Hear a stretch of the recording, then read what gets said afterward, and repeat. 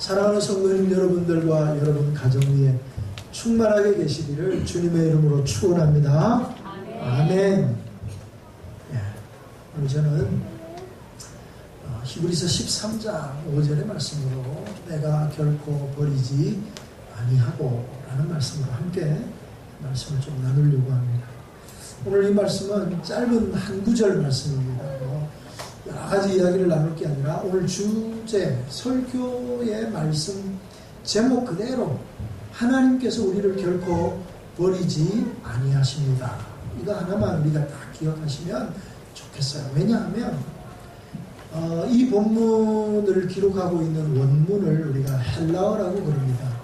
헬라어에 보면 이 본문 우리가 이렇게 번역본을 보고 있는 거예요. 성경이 우리에게 주어졌지만 원래 우리에게 주어진 책이 아니라 이게 그리스 사람들에게 먼저 주어졌기 때문에 그리스 말로 기록이 되어 있습니다. 이 그리스 말을 조금 해석을 해야 우리말의 번역이 훨씬 더 우리에게 다가와요. 그 번역의 내용을 쭉 살펴보니까 오늘 본문에 보시면 이런 표현이 나오죠. 내가 결코 너희를 버리지 아니하고 너희를 떠나지 아니하리라 하셨느니라 이렇게 말하고 있는데요. 헬라어로 보면 여기에 부정사가 5번이나 반복되고 있어요. 결코라고 해석할 수 있는 이 단어가 5번이나 반복하는 거예요. 그래서 이 말을 영어로 그냥 번역하면 I never forsake you. 내가 결코 곱하기 5 너를 버리지 않겠다 이렇게 말씀하셔요. 하나님이 한 번만 말씀하셔도 돼요. 그런데 5번이나 강조해서 말씀하셔요. 우리가 성경을 보면 예수님이 가라사대라는 말씀이 나옵니다. 그런데 예수님이 말씀하실 때 이 본문에 어떨 때 보면 예수님께서 내가 너희에게 말하노니 이렇게 말하는 데가 있고요. 내가 진실로 너희에게 말하노니 이렇게 말하는 데가 있고요. 내가 진실로 너희에게 말하노니 이렇게 말하는 데가 있어요. 다 똑같은 하나님의 말씀이지만 우리 주님이 진실로라는 단어를 한 번, 2번 반복해서 쓸 때에는 그 말씀이 훨씬 더 중요하고 강조하는 말, 굉장히 강조하는 말씀이죠. 마찬가지로 오늘 우리에게 주시는 말씀, 내가 결코 결단코 결코를 5번이나 반복하면서 너를 버리지 않겠다라고 말씀하시는 이 하나님의 음성을 오늘 이 아침에 듣는 저와 여러분이 되기를 바랍니다. 우리 하나님이 어떤 분이세요? 시건치도 아니하시고 약속에 신실하신 그 하나님이 우리에게 한 번만 말씀하셔도 그 말씀은 변함이 없는 말씀이에요. 그런데 그 말씀을 우리 주님이 5번이나 내가 결코 우리를 향해서 정말 결단코 결코 너희를 떠나지 않고 내가 너희를 버리지 않겠다고 강조하시고 안타깝게 여기면서 우리에게 이 말씀을 해주고 계신 거예요. 그런데 그럼에도 불구하고 오늘 우리 성도들 우리들은 어떤 생각을 간혹 한 번씩 하냐면 우리 일이 내 마음대로 잘 안 되고 내 뜻대로 잘 안 되고 어려움이 중첩해서 일어나면 우리 마음 가운데 이런 생각을 합니다. 하나님이 나를 떠나셨나? 하나님이 나를 버리시지는 않았나? 하나님이 김집사는 사랑하는데 하나님이 나를 버리신 것 같아. 우리가 간혹 이런 표현을 쓰지요. 시험에 들거나 어려움을 당하거나 극심한 절망이 찾아오고 아픔이 찾아오면 하나님이 나를 버리신 것 같은 느낌을 가지는 거예요. 그러면서 하나님이 나를 버리셨는가? 이런 표현들을 하는 거예요. 그러나 하나님이 오늘 우리에게 말씀하시는 내가 너를 결코 버리지 않겠다. never forsake you라고 말씀하고 있는 거예요. 오늘 이 말씀을 우리가 좀 깊이 들었으면 좋겠어요. 그렇다면 우리가 우리 마음 가운데 내가 버림받은 것 아닌가라고 생각하지만 하나님 앞에 버림받는다는 것이 얼마나 치명적이고 무서운 얘기인지를 좀 아셔야 돼요. 우리 주님이 십자가에 달리실 때 이렇게 외치지요. 엘리 엘리 라마 사박다니 나의 하나님 어찌하여 나를 버리시나이까. 우리 주님이 겟세마네 동산에서 십자가에 달리시기 전날 밤 기도하시면서 이렇게 기도합니다. 하나님, 아버지 할 수만 있거든 이 잔이 내게서 비켜가게 하시되, 그러나 내 원대로 하지 마시고 아버지의 뜻대로 하옵소서. 여러분, 예수님이 어떤 분이에요? 십자가를 지기 위해 이 땅에 오신 분이에요. 어떤 의미로 예수님이 죽기 위해 이 땅에 오신 분이에요. 그분이 육체적인 고통이 힘들어서 하나님 할 수만 있거든 이 잔이 내게서 비껴가게 해주십시오.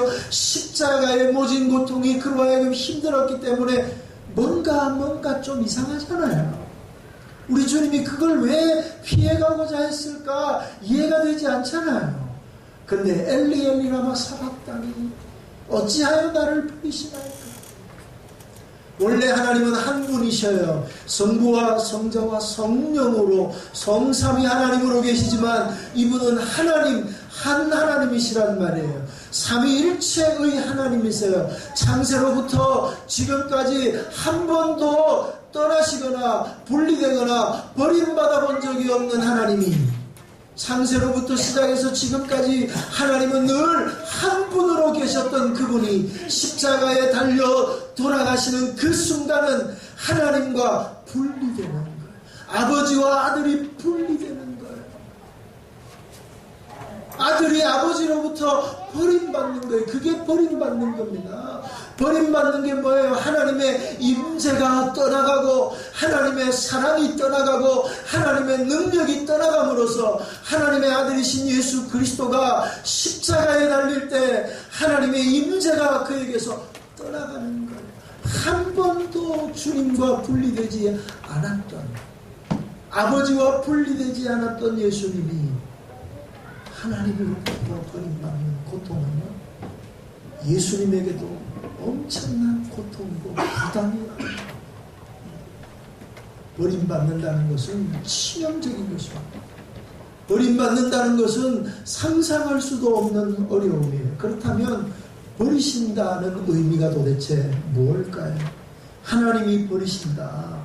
첫 번째는요, 하나님의 사랑이 떠나간 상태가 하나님이 버리신다는 것. 창조주 하나님의 일체의 사랑과 긍휼이 떠난 상태, 하나님이 우리를 긍휼히 여기시고 하나님이 우리를 사랑하시는 것이 기본적인 창조주의 우리를 향한 마음이에요. 아들을 잃은 홀로 된 여인의 눈물을 기억하십니까? 가나안 나인성에 있는 홀로 된 여인이 아들을 키우며 살았어요. 근데 이 아들이 장성해서 청년이 되었어요. 근데 이 청년이 하루아침에 죽게 되었습니다. 그때 이 나인성에 홀로 된 여인이 얼마나 가슴이 아팠겠어요. 남편을 먼저 보내고서도 마음이 무너졌을 것입니다. 그런데 그 아들 하나 바라보면서 살았는데 그 아들마저 죽었을 때 모든 소망이 끊기고 모든 희망이 다 사라진 그녀의 눈물, 고통, 그래서 그 성 앞에서 그가 울고 있을 때 우리 주님이 그 나인성에 들어가시며 그 여인을 보셔요. 그 여인을 보시는데 우리말 성경에는 이렇게 되어 있습니다. 예수님께서 그 여인을 주목하여 보시고 긍휼히 여기사 이렇게 되어 있거든요. 근데 주목하여 보시고 긍휼히 여기사, 이 말이 헬라어를 번역하면 우리말로 그대로 직역하면 어떻게 되냐면 우리 예수님의 마음, 그 쳐다보는 눈이 어떤 눈이냐면 창자가 끊어질 듯하는 고통으로 그 여인을 바라보시고, 이렇게 해석이 됩니다. 긍휼히 여기신다는 말, 그 말이 주는 원래적 의미 그대로 직역하면 창자가 끊어질 듯한 아픔. 얼마나 아프겠어요. 그 아픔으로 보는 거예요. 그 말은 무슨 말이냐면 이 여인의 고통과 이 여인의 아픔을 그대로 공감하면서 그를 바라보는 거예요. 우리 주님이 육체를 입고 이 땅에 오셨어요. 하늘 영광을 버리시고 사람의 몸을 입고 이 땅에 오셨어요. 우리와 같이 되셨어요. 우리와 같이 피곤하고 우리와 같이 배고프고 우리와 같이 외롭고 우리와 같이 고독을 누리고 우리와 같이 이 인간이 경험하게 되는 모든 아픔을 다 몸소 경험함으로 우리 인생을 긍휼히 여기시는 거예요. 우리가 아파하는 것만큼 아파하시고 우리가 고통스러워하는 것만큼 고통스러워하시며 우리를 바라보는 그 관심이 바로 하나님의 사랑이라고 하는 거예요. 근데 그 하나님의 사랑이 떠나가는 거예요. 여러분 상상이라도 할 수 있습니까? 우리가 이 땅 가운데 그럼에도 불구하고 기뻐하고 그럼에도 불구하고 살아갈 수 있는 이유가 뭐냐면 하나님의 사랑이 날마다 우리를 붙잡고 계시다. 하나님의 사랑이 날마다 우리를 권고하고 계시다는 것입니다. 하나님이 우리를 긍휼히 여기시며 하나님도 우리와 같이 아파하시며 우리를 보신다는 거예요. 근데 그 창조주 하나님의 일체의 사랑과 긍휼하심이 떠난 상태가 바로 하나님의 버림받은 상태라는 거예요. 우리를 더 이상 사랑하지 않는 상태가 버린 거예요. 조금 내가 하는 일이 잘 안 된다고 해서 내가 하나님께 버림받아서 그런 말을 거기다가 대입시켜서는 절대로 안 되는 표현이라는 거죠. 두 번째로는요, 하나님의 임재가 떠난 상태예요. 하나님의 임재가 뭐예요? 하나님과 함께하는 거예요. 하나님과 교제하는 거예요. 여러분 우리가 힘들고 어려울 때 하나님 나와 함께 하시잖아요. 그 함께 하시는 하나님 때문에 새 힘을 얻는 거예요. 아무리 마음이 아파도 세미한 음성으로 찾아오셔 따뜻한 손길로 나를 만져주실 때 우리가 얼마나 새 힘을 입습니까? 그런데 그런 만남이 없고 그런 교제가 없는 거예요. 여러분 이 땅 가운데 가장 불쌍한 사람이 누구냐 하면 친구가 없는 사람, 나를 만나러 찾아오는 사람이 없는 사람, 아무도 나를 기억해 주지 않는 사람이 어떻게 보면 가장 고독한 사람. 그런데 모든 세상 사람들이 다 나를 향해 등을 돌리고 나를 기억해 주지 않는다 할지라도 하나님 그분은 오늘 나와 함께 하시는 줄로 믿습니다. 근데 그 하나님이 나를 떠난 상태야. 가룟 유다가 예수님을 팔았어요. 예수님을 팔면 가룟 유다는 생각이 있었겠죠. 예수님을 파는 것을 통해서 사람들을 격동해서 사람들의 공기를 일으키든지 아니면 자기가 예수님이 사람을 모아서 뭔가 정치적인 독립을 이루려고 하는데 그렇게 하지 않은 실망감에서 선생을 팔았어. 근데 그 뒤에 찾아오는 배신자, 말할 수 없는 고통, 뉘우치면 뉘우칠수록 양심의 가책을 느끼는 거예요. 그러면서 하나님으로부터도 버림받은 존재가 되는 거예요. 차라리 나지 않았으면 더 좋았을 사람. 예수님이 그를 향해 그렇게 말씀하셨어요. 그런 사람이 바로 버림받은 사람이라는 거예요. 하나님의 능력이 떠난 상태. 세 번째로는요, 성도들을 보호하시고 날마다 우리를 인도하시고 날마다 숨쉬는 순간마다 우리를 붙잡아 주시는 하나님. 근데 그분이 떠나는 거예요. 모든 보호와 인도에서 하나님의 손이 떠난 거예요. 여러분 우리가 하루하루를 살면서 아침에 안녕이 저녁에 안녕일 수 없는 일들이 얼마나 많이 일어납니까? 오늘 많은 사건 사고가 있고 내 잘못이 아니게 사건 사고들이 일어나는 일들이 얼마나 많아요. 그 상황 가운데서 하나님이 우리를 지키시고 보호해 주실 때가 얼마나 많습니까? 여러분 그런 것들 느끼지 않았나요? 내가 한 발만 먼저 갔다면 차가 확 지나갈 때, 내가 한순간만 삐끗했다면 내게 큰 어려움이 닥쳤을 순간들이 오늘 우리 인생 가운데 얼마나 많았는지 몰라. 그럴 때마다 하나님이 우리를 지키시는데 그런 하나님의 손, 하나님의 보호하심, 하나님의 인도하심이 다 떠난 상태. 그게 바로 하나님께 버림받는다는 것.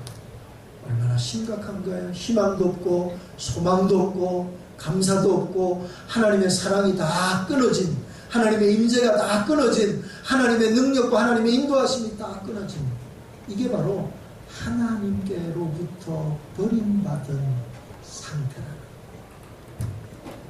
그렇다면 우리 주님이 우리에게 내가 너를 버리지 않겠다 약속해 주시잖아요. 그러면 그 약속해 주시는 하나님, 그분은 어떤 분이십니까?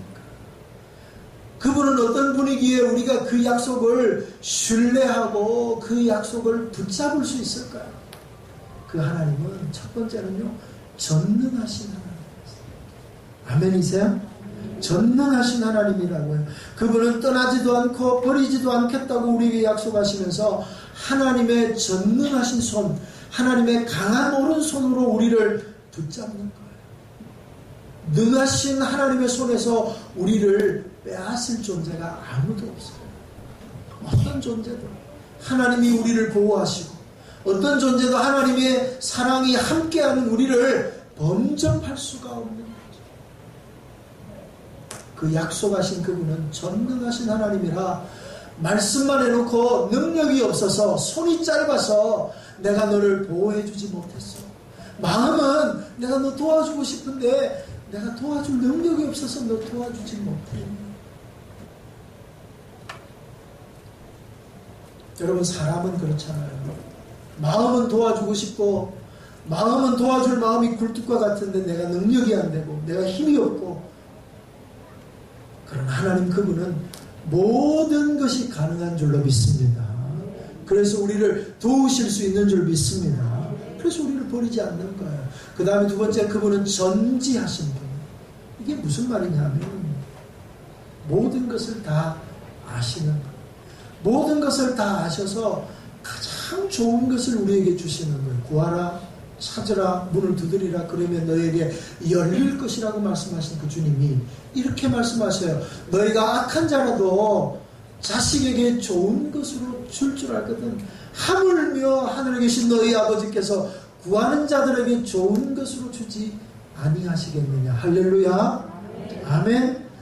어떤 부모가 어떤 악한 사람이라도 자녀가 생선을 달라 하면 뱀을 줄 자가 누가 있느냐. 자기 자식에게도 가장 좋은 것, 자기가 할 수 있는 가장 최선을 다해서 자식에게 줄 줄 알잖아요. 그게 세상의 이치.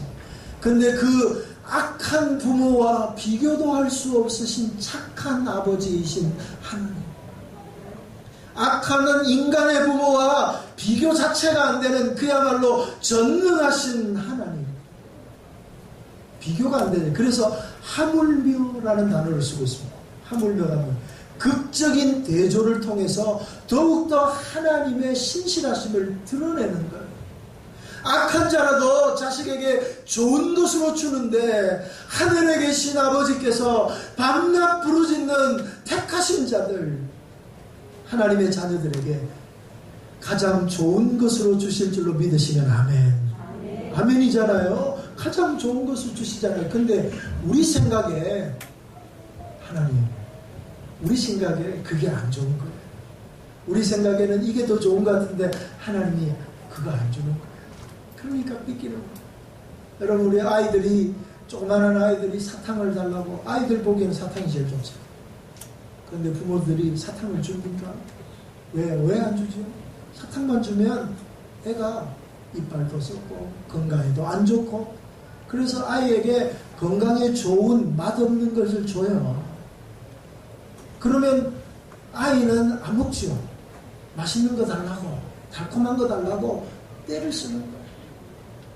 우리는 생각할 때 우리가 원하는 대로, 내가 뜻하는 대로 다 이루어졌으면 좋겠다라고 생각되지만, 하나님이 보실 때 그것은 결코 우리를 위한 게 아니에요. 그것이 나를 망치고 우리를 망치는 것이 되기 때문에 하나님께서는 우리에게 입에 쓴 것을 주시는 거예요. 우리가 이해할 수 없는 것을 주시는 거예요. 그래서 내게 왜 고난을 주십니까? 왜 내가 원하는 대로, 일이 내가 원하는 대로 잘 되지 않게 하시고 왜 이런 어려움을 주십니까? 라고 얘기하지만, 우리 인생 전부를 보고 우리 전체를 볼 때는 그것이 나에게 꼭 필요하기에 하나님이 가장 좋은 것 주신 줄로 믿으시기를 바랍니다. 그래서 전지하신 분이라니까요. 그것은 하나님에 대한 신뢰가 있어야 돼요. 하나님 그분에 대한 신뢰가 100% 돼야 하나님의 뜻이 지금은 내가 다 이해할 수 없어요. 내 작은 머리로 어떻게 하나님의 경륜과 하나님의 섭리와 하나님의 뜻을 다 이해할 수 있나요? 목사님 어떻게 이럴 수 있습니까? 저도 다 이해가 안 될 때가 얼마나 많은지 몰라요. 그러나 한 가지 분명한 것은 무엇입니까? 그럼에도 불구하고 하나님은 나를 사랑하시고, 그럼에도 불구하고 하나님은 저와 여러분을 기억하셔서 가장 좋은 것으로, 가장 우리에게 필요한 것들로 세워주신다는 사실입니다. 이 믿음 가운데 하나님의 인도하심을 쫓아가는 저와 여러분이 되기를 주님의 이름으로 축원합니다.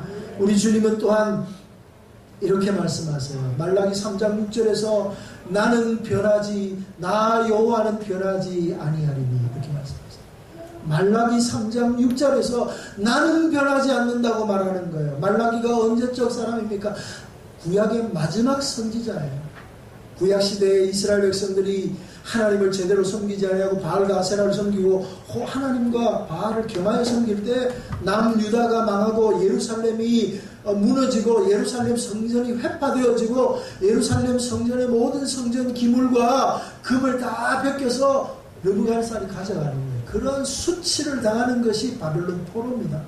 바벨론 포로로 잡혀가서 에스겔, 다니엘, 에스라 이런 사람들에 의해서 다시 한번 신앙의 부흥이 일어나는 거예요. 우리가 왜 이렇게 되었느냐? 하나님을 제대로 섬기지 못해서 신명기적인 신앙 부흥, 신앙 개혁, 종교 개혁을 일으키는 거예요.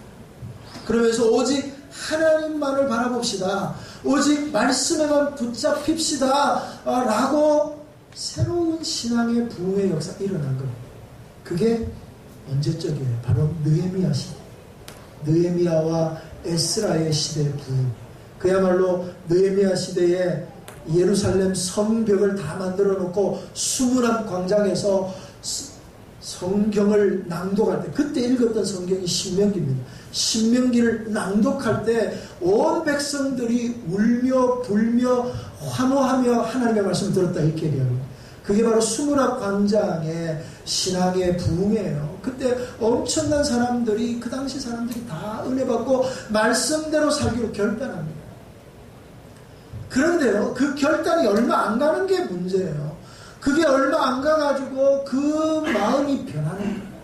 그러면서 껍데기는 유지하는데 내용이 싸그라지는 거예요.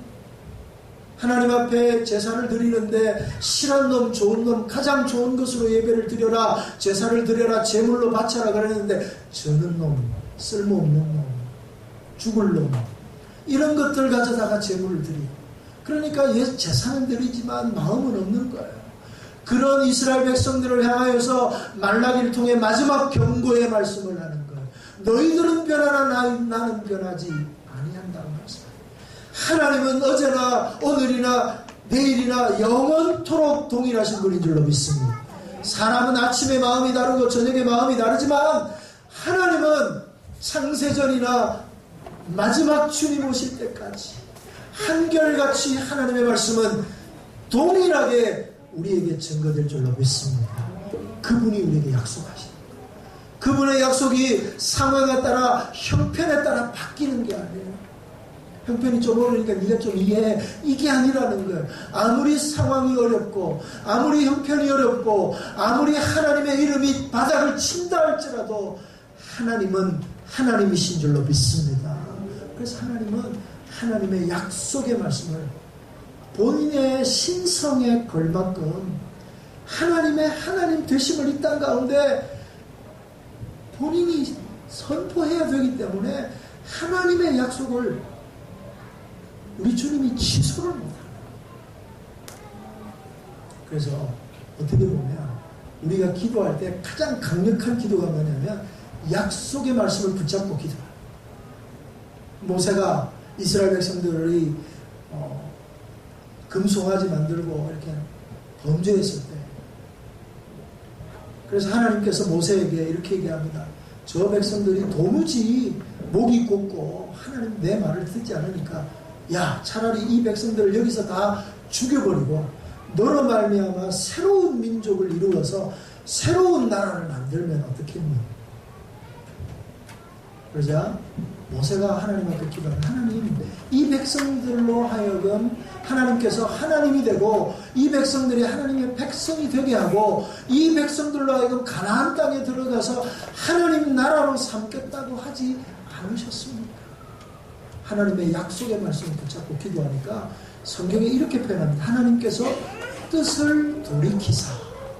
성경에 딱 한 번 나오는 구절이 그 줄이 하나님의 뜻이 돌이켜졌어요. 이 말은 하나님의 뜻을 돌이킬 수 있나요? 아니에요. 이런 표현들은 신인 동행설이라고 해서 우리로 하여금 하나님의 뜻을 잘 이해할 수 있도록 우리의 관점에서 하나님의 성품을 설명해 주기 위해 사용된 이야기라는 거예요. 그래서 하나님의 뜻이 돌이켜지는 거예요. 무엇으로? 하나님의 약속의 말씀을 붙잡고 기도할 때 하나님의 뜻이 돌이켜지도록 우리가 약속의 말씀을 붙잡고 기도할 때 하늘 보좌가 움직이게 될 줄로 믿습니다. 그렇게 하나님은 약속에 신실하신 주님이라는 거예요. 그분은 변함이 없는 분이기 때문에 그렇습니다. 마지막으로 그분은 사랑의 하나님이세요. 그분이 얼마나 우리를 사랑하시는지 몰라요.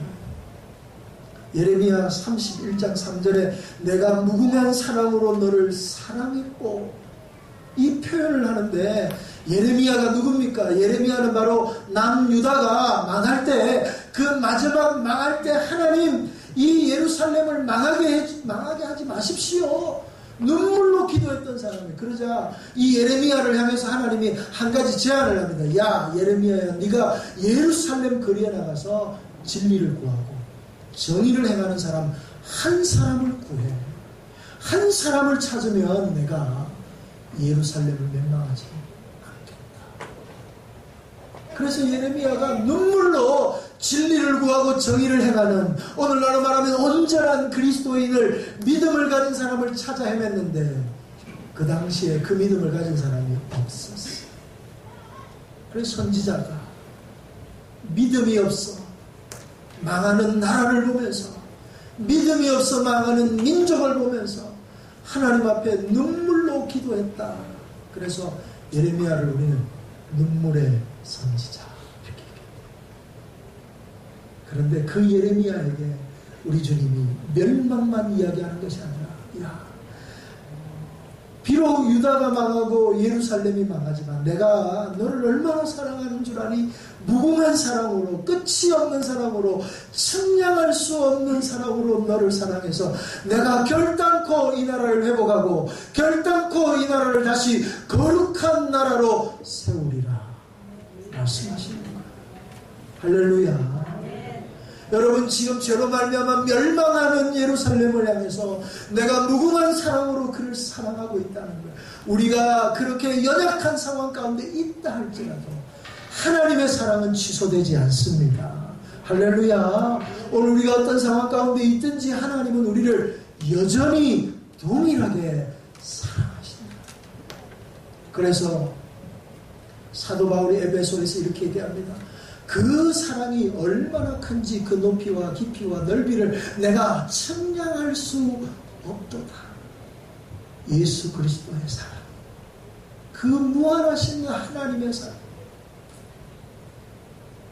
우리를 끝없이 사랑하시는 하나님이 우리를 버리지 않겠다고 약속하신, 오늘 사랑하는 성도 여러분, 그 주님이 오늘 우리를 떠나지도 우리를 버리지도 아니하겠다 약속하신 말씀 붙잡고 주님과 더불어 동행하는 저와 여러분이 되기를 주님의 이름으로 축원합니다. 세 번째로는요, 마지막, 여러분, 그러면 이 사람들, 이 약속의 말씀을 붙잡고 일어났던 믿음의 사람들이 있어요. 이 약속의 말씀이 가장 먼저 나오는 성경 본문이 어디냐 하면 창세기 28장 15절. 내가 너와 함께 있어 내가 어디로 가든지 너를 지키며 너를 이끌어 이 땅으로 돌아오게 할지라. 내가 내게 허락한 것은 다 이루기까지 너를 떠나지 아니하리라. 하나님이 야곱에게 말씀하시는 거예요. 야곱이 아버지를 속여서 장자의 축복을 받아내자 형 에서가 그를 죽이고자 마음을 먹습니다. 그래서 형의 칼날을 피해서 도망가는 그야말로 아무것도 없는, 아무것도 보장되어지지 않고는 달랑 라반이라고 하는 외삼촌 이름 하나 붙잡고 떠나가는 야곱. 집을 떠나오자 고생이죠. 집을 떠나왔는데 그야말로 안락하고 그 집에서 족장의 아들로 편안하게 살던 야곱이 이제 고생길로 들었습니다. 것을 다 얻었다 하는 순간 모든 것을 다 잃는 순간이 되었어요. 얼마나 외롭고 두렵고 얼마나 희망과 소망이 다 사라진 절망의 상태로 잠을 이룰 수 없어 베델에서 돌베개를 베고 자고 있는데 밤을 잤는지 자지 않았는지 몽롱한 상황 가운데 하나님의 천사가 사닥다리로 하늘로 오르락 내리락 하는 것. 근데 그분이 오늘 이 15절의 말씀, 내가 너와 함께 있어. 가장 인생의 바닥을 치고 가장 모든 가족으로부터 버림받았을 때, 모든 자기가 믿는 것으로부터 탈락되었을 때, 마음이 무너지고 마음이 고통스럽고 두려움과 불안 가운데 사로잡혀 밤이 맞도록 잠을 자지 못하는 이 야곱에게 오늘 우리 주님이 찾아오셔서 이렇게 말씀하시는 것, 내가 너와 함께 있어. 어디로 가든지 너를 지키며 너를 이끌어 이 땅으로 돌아오게 할지라. 내가 내게 허락한 것을 다 이루기까지 내가 너를 떠나지 아니하리라. 이 말씀을 듣는 야곱의 마음이 어떨까요? 여러분이 야곱이라고 한번 생각해 보세요. 이 말씀을 듣는 순간 그의 눈에서는 뜨거운 눈물이 흘렀을 것입니다. 이 말씀을 붙잡으면서 그의 그야말로 불안함과 두려움 가운데서 그 약속의 말씀을 붙잡고 새 힘을 입었을 것입니다. 아무도 보장되어지지 아니하고 아무것도 이해되어지지 아니하는 그 상황 가운데서 하나님의 말씀은 그를 일으키는 능력의 말씀이 되었을 것입니다. 그는 일어났습니다. 믿음으로 걸어갔습니다. 상황이 형편이 아무리 힘들어도 그는 꿋꿋이 이겨냈습니다. 라반의 집에서 20년을 넘게 고생하며 다시 돌아올 때 내가 베델로 올라가리라. 베델에서 만난 그 주님.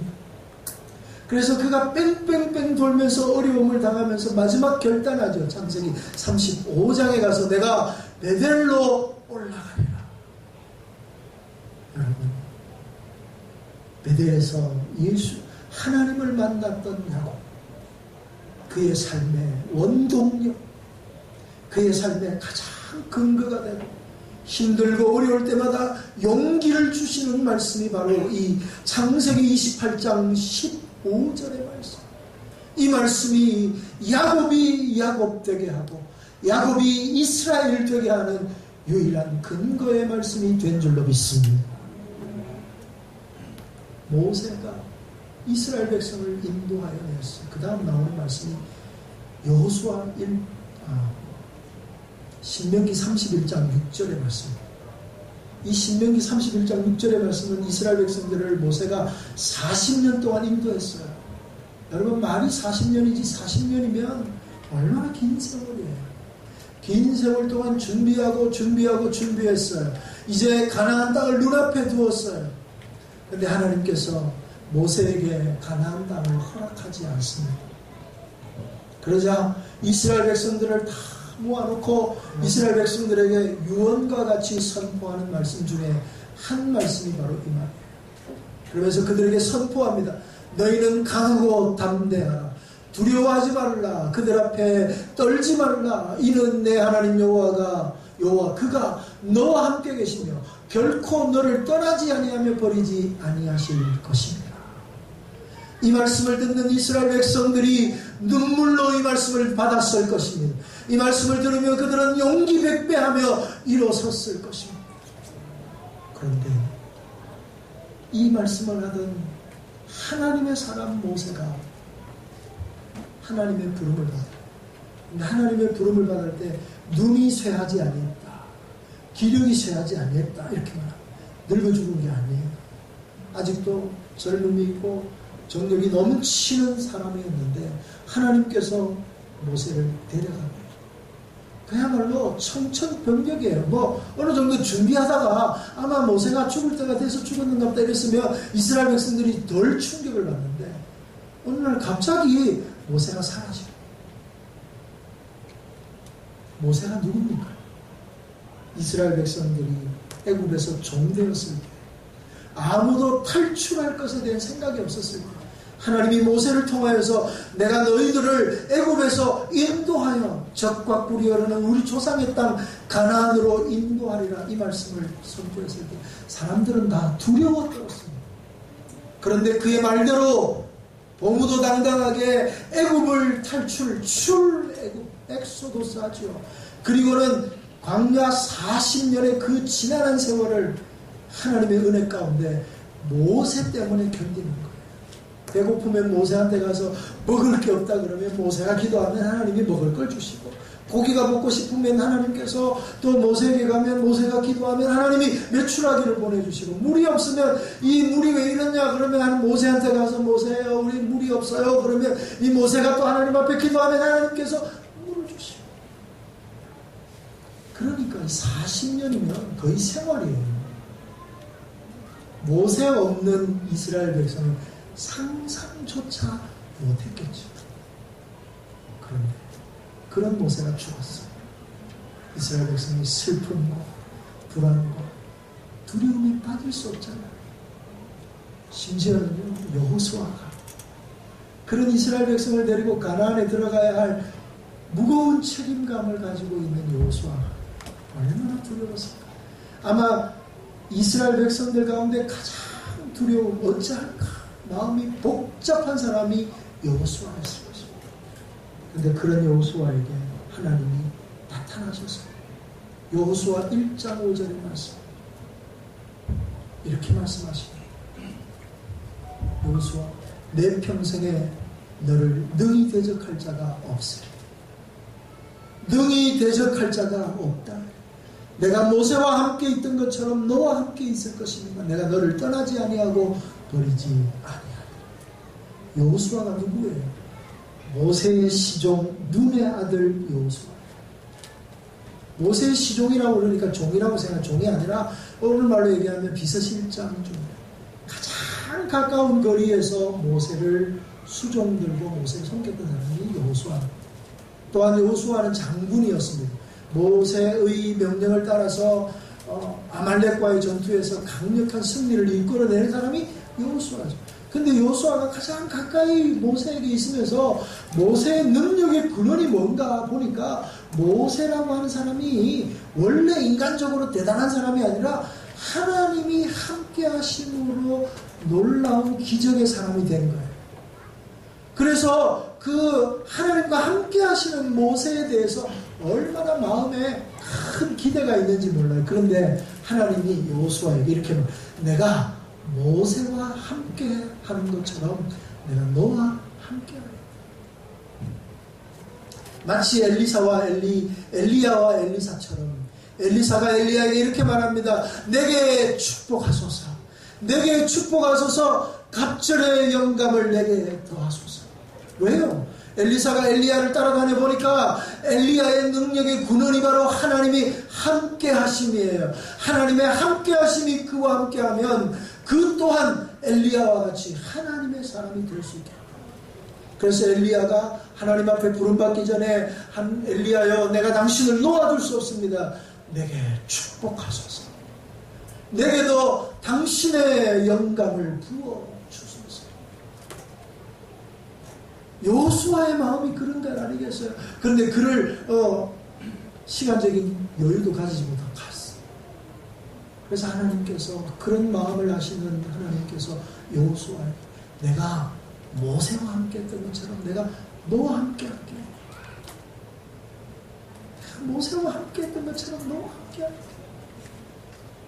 이 말씀은 단순하게 여호수아에게만 하신 말씀이 아니라 오늘 이 시대를 살아가는 저와 여러분들에게, 그야말로 불안함과 두려움 가운데 살아가는 저와 여러분에게, 내일 어떻게 무슨 일이 일어날지 모르는 우리들에게 동일하게 말씀하시는 거예요. 내가 야곱과 함께 했던 것처럼, 내가 모세와 함께 했던 것처럼, 내가 여호수아와 함께 했던 것처럼 내가 너와 함께 할 거니까 너 두려워하지 마, 걱정하지 마. 내가 너를 떠나지도 아니하고 내가 너를 버리지도 아니할게.